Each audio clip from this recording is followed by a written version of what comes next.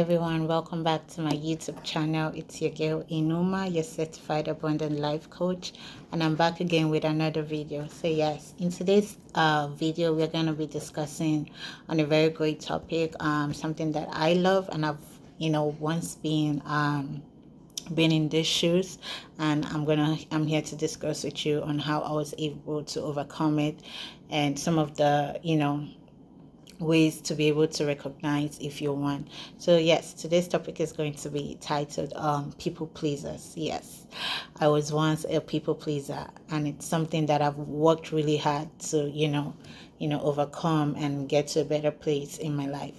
So yes, who is a people pleaser, or what is people pleasing all about? So we have a definition, a subtitle called titled altruism. And altruism can sometimes be confused as a people pleaser, but no, altruism just has to deal with being genuinely kind to others and wanting to help people. But a people pleaser goes beyond that. A people pleaser is someone who derives their sense of a joy or sense of worth from helping other people. They love to overextend themselves to others. They like to help people in general, which is a good thing, but it's not just helping people in general. They are kind to people with the hope of being able to win people's approval or be accepted. They also feel the need to fulfill the needs of others at the detriment of their own well-being. Sometimes it's not convenient for them, and they still go out of their way, giving and giving and giving, even when it's costing them. That giving is costing them a certain level of discomfort, or they are overly making sacrifices when a simple no thank you, I can help you at this time would have been okay. But they feel guilty when they say no. They don't know how to say no. They just keep giving and giving and giving. A people pleaser feels the need to be needed at every certain point in time. They just want to keep giving and helping. And don't get me wrong, helping people is not a bad thing, but when you're doing it at the detriment of your own needs, of your own well-being, then there's a problem. Yes. So yes, what are some of the ways that we can recognize, if we are actually a people pleaser? Because people pleasers are actually, they're very reliable people. People love them. People love to be around them because obviously they're very useful and valuable. But the thing is, people pleasers are always going to be taken advantage of because of their lack of healthy boundaries, or knowing how to say no when they need to. So yes, some of the ways or some of the signs that you can recognize if you're a people pleaser is: number one, you constantly have a need to be liked and accepted by everyone. That's number one. Number two is you have a low sense of self-worth. You derive your sense of self-worth from helping others. If you're not helping or constantly being needed, you feel that you don't feel comfortable in your own skin, because you constantly feel the need that you need to be needed. You need to constantly be helping or assisting somebody, at the detriment of your own well-being. So yes, that's that's not a healthy place to be if you're constantly receiving your sense of worth or your sense of value from helping others, or being of need to others. No, because so what happens during the times when you don't what happens the times when you're not helping, or you're not being needed? Does that mean that you're useless? Does that mean that you're not a person of value? So no, we have to derive our sense of self-worth from ourselves and from our identity in Christ, and not from the need to be needed and wanted by others. Number three is we find the people pleasers find it difficult to say no. That was something that I know I encountered when I was a huge people pleaser. It was so bad that even during the times when it was very inconvenient for me, like I would have to literally, overly extend myself, I would still be saying yes. And the moment I ever said no to somebody, I would feel so much guilt within me that, oh wow, why, how would that person view me? How are they gonna feel? So the way the person viewed me was more important to me. The way the person felt was more important than how I felt. That's a very unhealthy place to be. You need to be able to say no when you need to. Also, people pleasers apologize a lot for things that are not actually their fault. They're constantly saying, oh, sorry, oh, please, oh, I'm sorry, just constantly apologizing even when there's no need for it. When there was a justified reason or their actions were justifiable, they still feel a need to say sorry or be apologetic. People pleasers also are quick to agree to everything. Like I said, they don't know how to say no. They always want to keep the peace, and always agree, and they just want to be able to be liked and loved, and will always, even things that are not things they generally agree with deep down, they would all, so they're not really true to themselves. I'm going to say that people pleasers are not very authentic in themselves, because what they feel on the inside is not what they're reflecting on the outside. They just want to be able to go with the flow and be liked and accepted, and always in constant agreement. They don't argue, they don't want to ruffle feathers, they hate conflicts. Yes, I actually hated conflict, and they don't even know how to handle or have healthy conflicts, because they always want to be on the good side of everybody.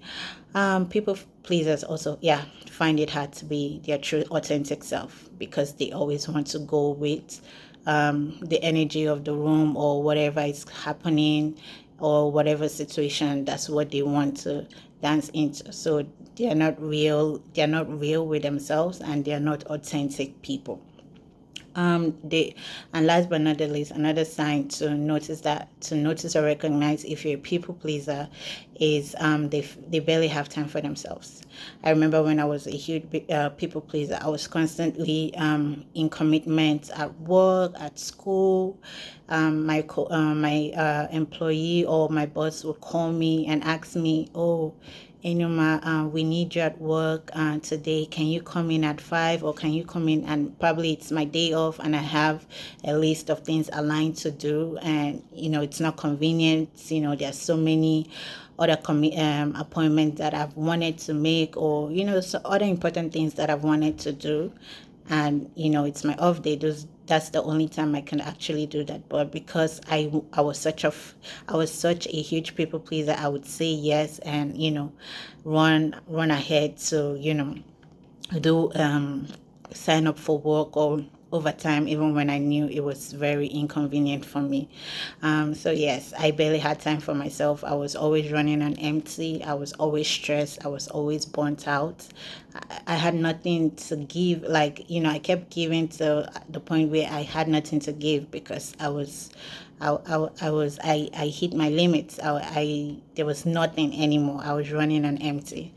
So yeah, people pleaser, one of the root causes, or where people pleaser actually stems from, it stems from past experiences. It could be childhood, it could be maybe your growing up years. So yes, like I said, people pleasing stems from a root from either past hurts or childhood experiences that were traumatic. Maybe in our growing up years, we had some traumatic experiences, or it could be from a fear of rejection, and which also stems from probably your childhood, or some of the experiences that you've had, and you you're so scared of, being rejected or being abandoned or not being accepted. People pleasing also can also stem from a lack of healthy self-esteem. Maybe you suffer from low self-esteem, then you tend to want to be a people pleaser, so that way you could feel among, or you could feel accepted. So yes, I'm going to be discussing on some of the consequences of being a people pleaser. Number one, a people pleaser, as if you're a people pleaser, being a people pleaser is going to get you being taken advantage of. People are going to see those weaknesses and those signs in you, and they're going to take advantage of you. They're going to use you. They're always going to reach out to you to ask you to help them, because they know that you're not going to be able to turn them down. You're not going to say no to them. So they are going to constantly come and, take advantage of you and your niceness. And, it's okay to be kind, but you have to know how to set those boundaries and not be too nice all the time. There's no such thing as, oh, I'm too nice. Oh, I love helping people. No, you're just a people pleaser. Also, a people pleaser, as a people pleaser, you're not going to be respected. Your boundaries are not going to be respected. Whatever you say, people are not going to take you seriously, because they know at the end of the day they can easily convince you to help them, or do a certain thing for them, or meet a need for them. As a people pleaser, you might also find it difficult being satisfied in your relationships. You might struggle having very fulfilling and intimate relationships. So there's always that emotional void on the inside, because you feel misunderstood. People can't really see how you feel deep on the inside, because you're constantly having to fake and put up a persona of yourself that is not really who you are. As a people pleaser, you might also experience a lot of stress and burnout. I explained that earlier on. And as a people pleaser, you're also going to deal with a lot of internal conflicts, inner conflicts. There's no peace within you, because there's that need to constantly please people and meet the needs of others. And deep inside, you're neglecting your own needs and your own feelings and emotions. And you're not truly happy, to be honest, because you're always living for the world. You're living for others.